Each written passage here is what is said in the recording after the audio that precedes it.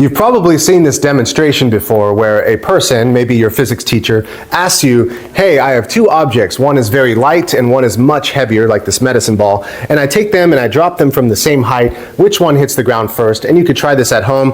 What you're always going to find is they hit at the same time. And I actually have a video linked in the description where you can see my other YouTube video where I actually did that experiment if you don't believe me.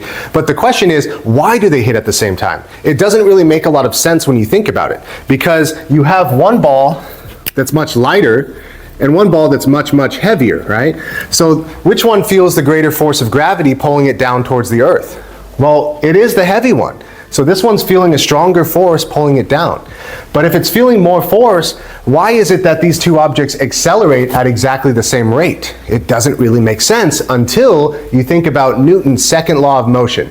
So according to Isaac Newton, it turns out that acceleration is equal to force over mass. So this shows that the more force is pulling on an object or pushing, the more it's going to accelerate. So one would think that this should accelerate more because it's feeling more force, the heavy object.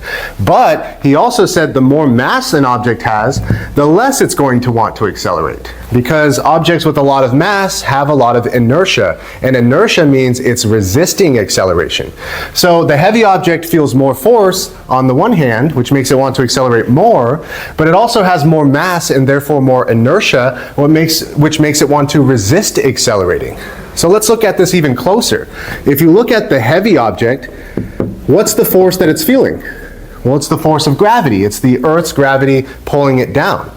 And so we have force of gravity divided by mass will give us the acceleration. Well, what is the force of gravity? We can actually calculate that. So on Earth, the force of gravity is equal to mg, the mass of your object, multiplied by g, which is Earth's gravitational acceleration, or 9.8 meters per second squared. So we have mg over m, the force of gravity, divided by the mass of the object.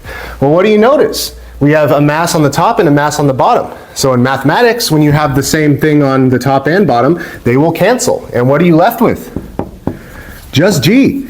So no matter what the mass of the object is, it's actually completely irrelevant, because at the end of the day, whether it's a really heavy object or a light one, the mass is going to cancel out, and what you're left with is all objects accelerate at the same rate towards the ground.